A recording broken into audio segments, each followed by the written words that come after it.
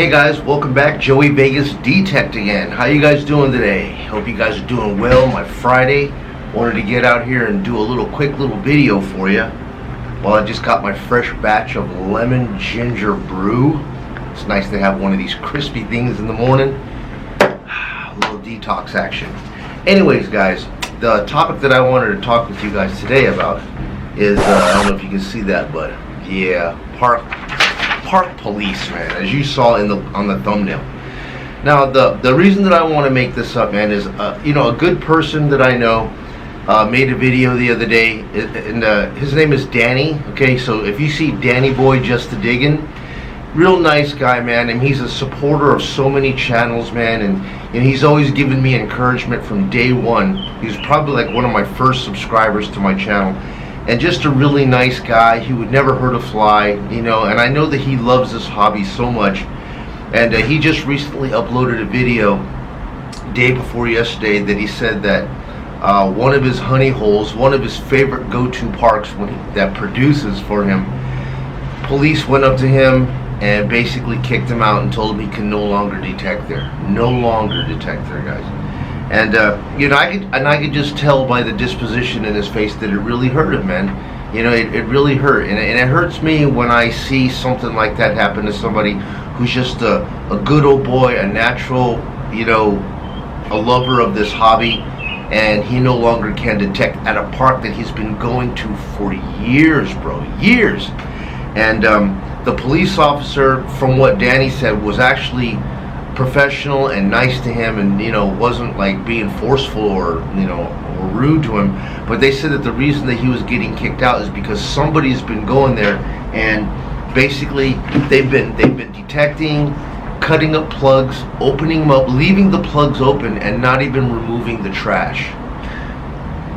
Guys, for real, I mean, really, I mean, that's almost as bad as just watching somebody walk around and just eat a sandwich, just throw their wrappers or take their cup of Coke and just throw their cup of Coke in the street.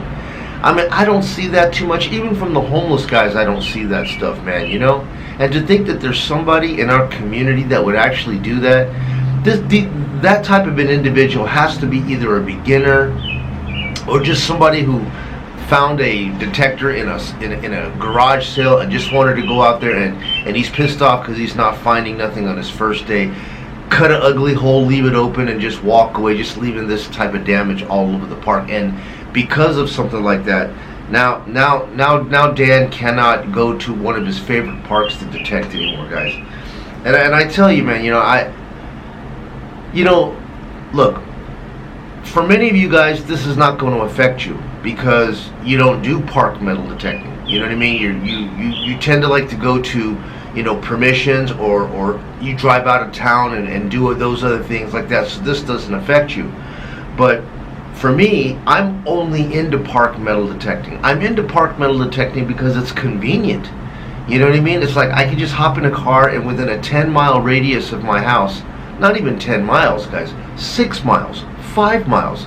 Within 5 miles of my house, I probably have literally 10 different parks that I can go to and go do a nice hour, 2 hour metal detecting, you know, get it done, get it out of my system, and then be able to come home and have a nice dinner and upload a video and talk with you guys, you know.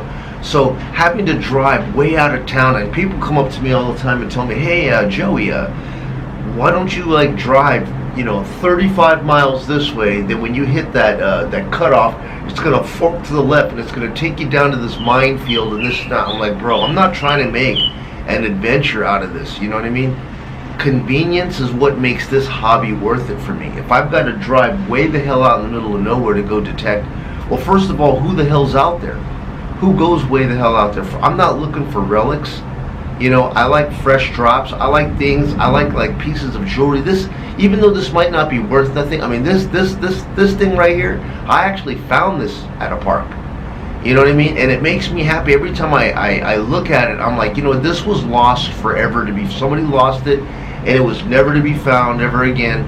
And I recovered it like an archaeologist, pulled it out, and I gave it another life. I brought it back into the world of the living. You know what I mean? And that's the reason that I enjoy this hobby. But here in Las Vegas, right, there's a street right on the other side of this wall right here is a street that runs for freaking the whole length of the city. The street name is Eastern Avenue, okay?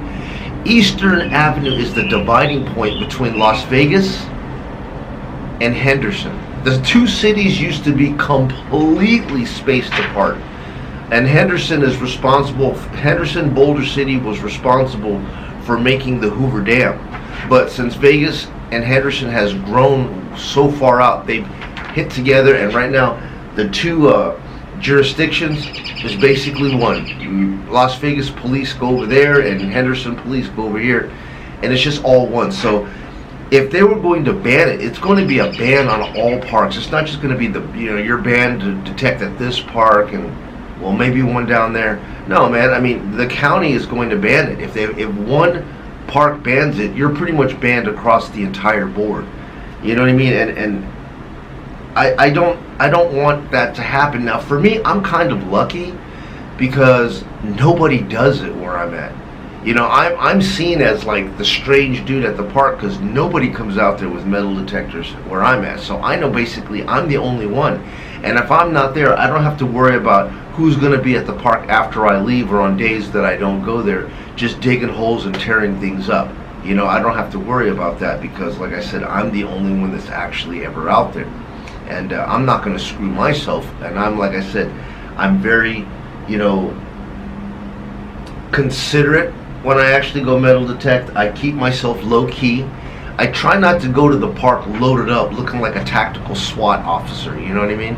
I see a lot of the guys on these channels that come out there. I know it's cold, you know, up in New York and stuff like that, but these guys got big backpacks on, headphones, knee pads, camera gear. I mean, they're coming out to a park looking like, you know, nowadays everybody's alarmed when you come out there, and you're supposed to be like this when you come to a park, you know.